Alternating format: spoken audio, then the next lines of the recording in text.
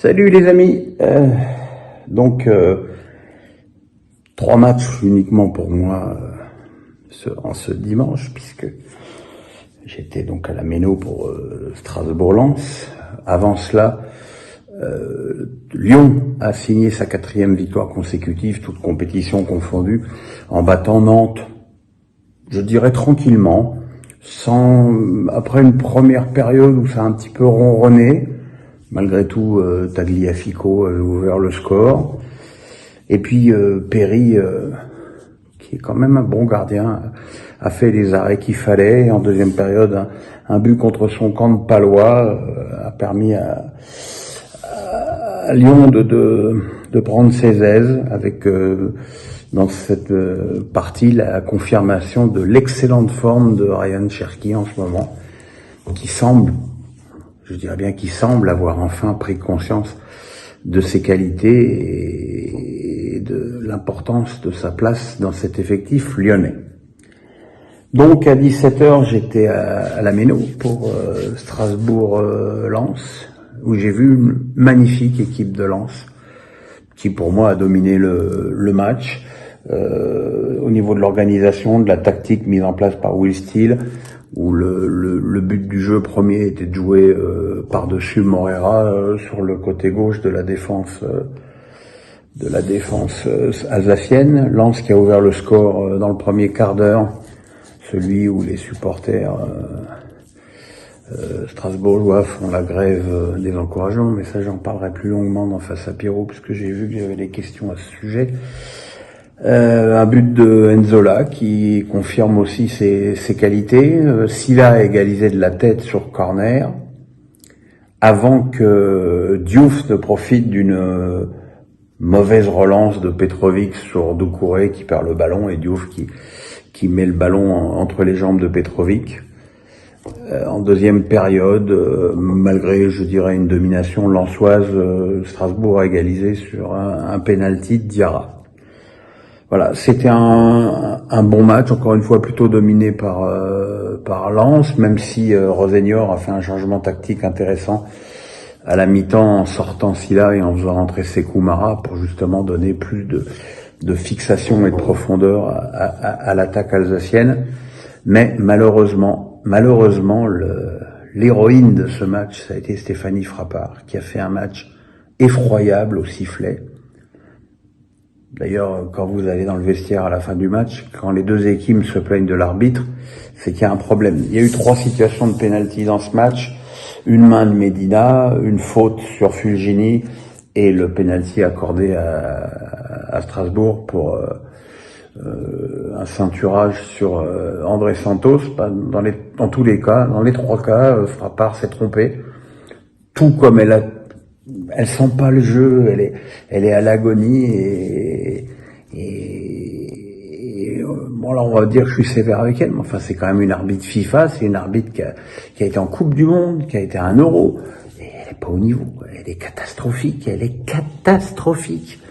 Et ça peut plus durer, et je pense qu'il faudrait que les clubs, parce que les clubs ils se le disent, il faudrait que les clubs agissent pour qu'elle cesse de nuire, parce que franchement, sur ce match, il faut féliciter les joueurs des deux équipes, que le match n'est pas dégénéré, parce qu'elle a tout fait pour ça.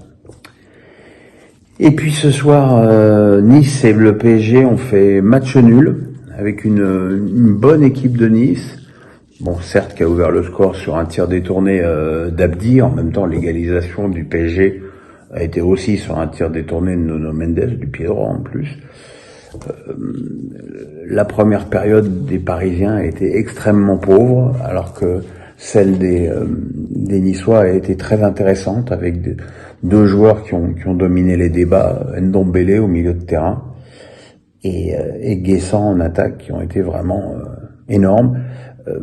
Le problème, c'est que quand tu vois Ndombele face au milieu du PSG, parce que le milieu du PSG, je suis désolé de le dire, c'est pas la première fois que je le dis et je le répète, le milieu de terrain du PSG, c'est de l'eau. Ruiz, Neves et Zahir Emery, qui est l'ombre du joueur et qui était si intéressant l'année dernière, ils se sont fait manger par Boudaï et Boutaï, pardon, et Ndombele, et c'est un problème.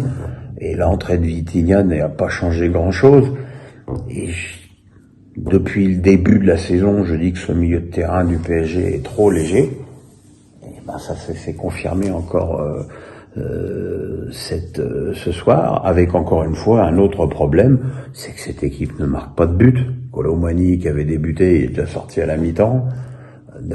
Dembélé, bon, bien sûr qu'il fait des efforts, mais on va pas non plus demander à Dembélé de marquer des buts tous les samedis. Et Barcola non plus. Donc voilà, c'est le deuxième déplacement consécutif du PSG face à une équipe de bon niveau du championnat. Ça fait 2 matchs nuls, ce qui fait que maintenant, aujourd'hui, Monaco est seul leader du championnat avec 2 points d'avance sur Paris. Et je suis pas sûr que le PSG conserve son titre avec cet effectif-là qui est, il faut bien le reconnaître, en dégringolade par rapport à ce qu'a pu proposer le club parisien sur ces dernières saisons. Et voilà. Alors je veux bien qu'on ait fait le choix de la jeunesse et que Luis Enrique ait besoin de temps pour travailler, mais enfin bon, on n'est pas à Strasbourg, on n'est pas à Toulouse, on est au PSG avec des objectifs élevés toutes les saisons, avec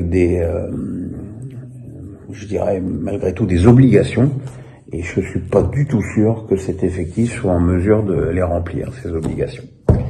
Voilà, demain retour à la Baule, donc je serai à mon avis vers 14-15 heures de retour dans mon canapé, et donc à ce moment-là j'enregistrerai face à Pierrot, où j'ai déjà 170 questions qui m'attendent.